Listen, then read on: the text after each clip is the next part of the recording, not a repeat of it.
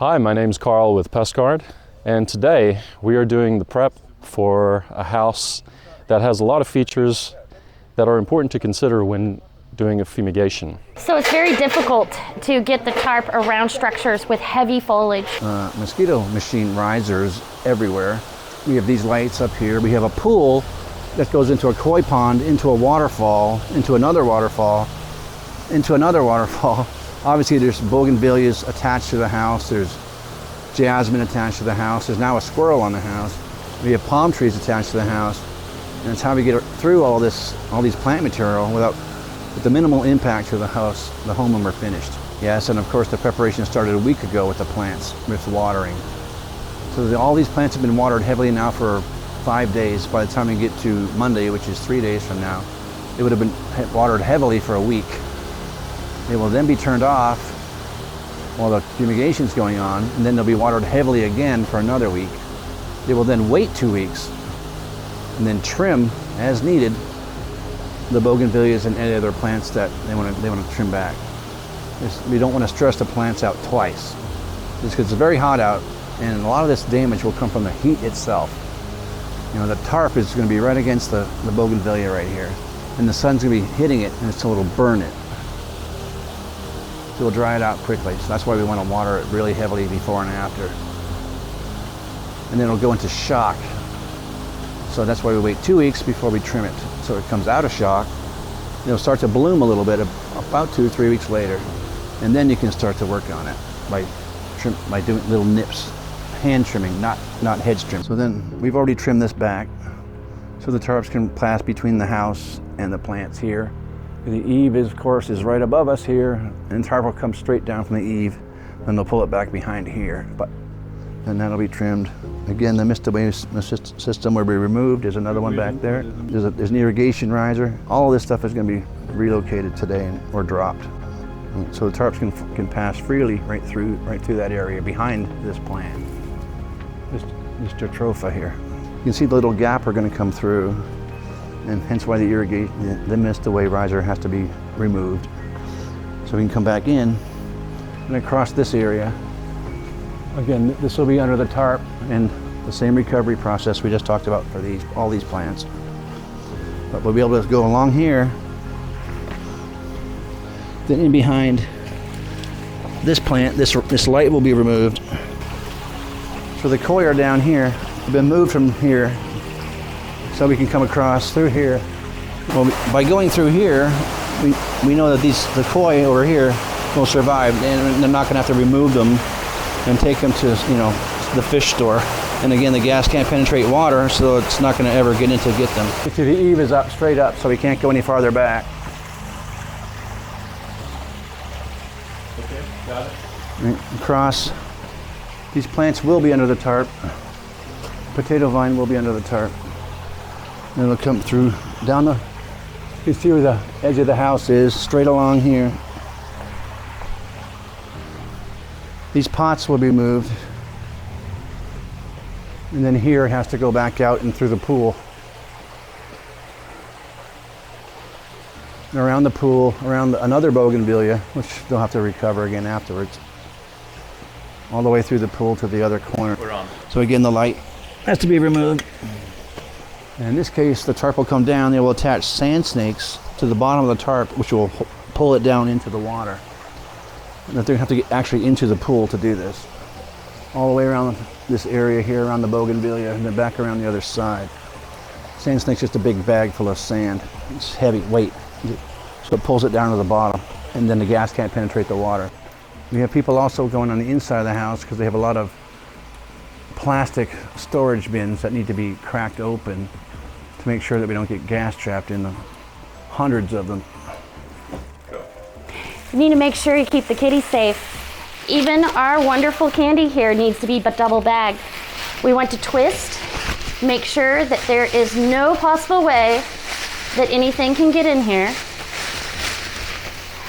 and then simply bend it over and get a rubber band to securely fasten the first bag. Once you have that done, don't forget the second bag. And then the hardest part is going to be getting right through here, which we're going to be trimming these plants back later to make a path. So we can go through here rather than all the way over there.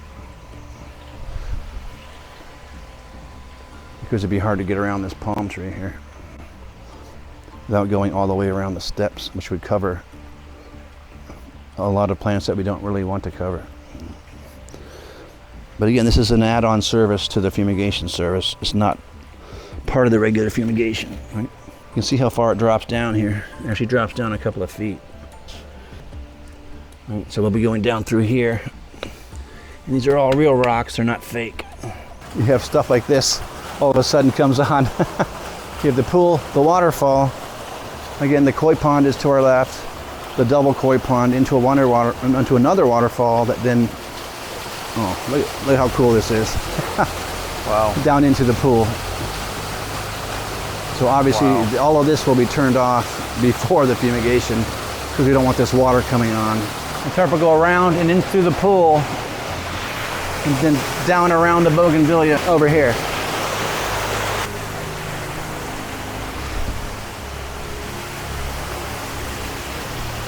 You can see he just removed the light and the mist away riser that were there so we can get through there without all the red tape is marking where the irrigation risers, the mist away machine risers, and the landscape lights return to.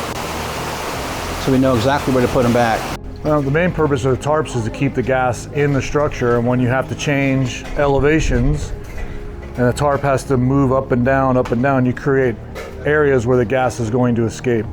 So what we're doing now is we're trying to minimize that by trying to find the flattest pathway through here and then finding the areas where we need to address it and using sandbags and other methods to get it sealed. So this area we're not worried about because the tarp's going to be going through way up there by that wall. So all of the blue days and the ginger, and again the jasmine will be fine. Don't need to be touched. In fact, we won't have to touch these. And that's part of the mosquito misting machine. And again, we have the landscape lighting here. We're probably going to take these ones down because we're getting a little close. So the tarps have to come off the house as well. Right? Getting them on the house is the easy part. Getting them off of this house is trickier because of all the plants, etc., that are everywhere. And again, this is a new house that's designed to look hundreds of years old. So it's all on purpose. Okay, so we finally made it across the back of the house. We're going to be coming down along this wall right here on the outside of this pillar. And they're going to go right between here, between the wall and all the equipment, and then to behind you over the wall on the other side. So we're up in the courtyard now where we just came through the air conditioning units and all the pumps for the pool. We're going to try and move these potted plants out of here if we can. Unfortunately, a couple of them are not movable. They're in the hundreds and hundreds of pounds, and we might damage them, so they're going to stay. But this poor little plant is going to be under the tarp. So again, this has to do with the preparations we talked about earlier. We're going to try and get as close as we can to this eave right here on both sides behind me. It is sticking out again. Then we're going to come down through here. And by the way, I forgot to mention all the way around, all of these drains go directly into the ground. So they're all going to have to be sealed from the top. And they'll also be sealed in the back where they all merge into one.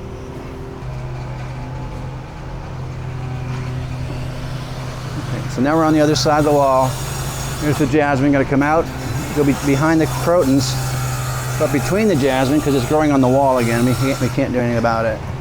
Behind this Thai plant, we're going to be removing these cables that hold this palm tree up. There, it's attached to the wall so we can get through there properly.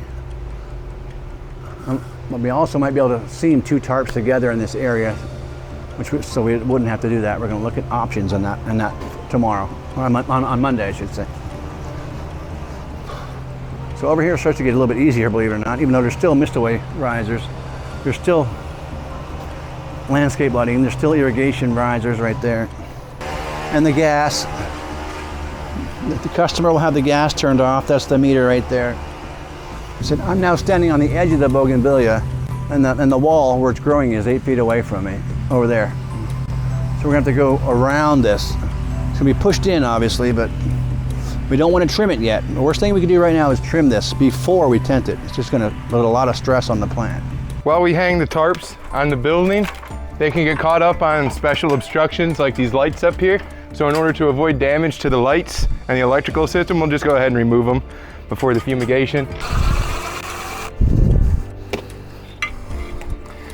So that way the tarp doesn't damage these and they stay safe for when we're done. So right now we're putting up monitoring hoses around the house.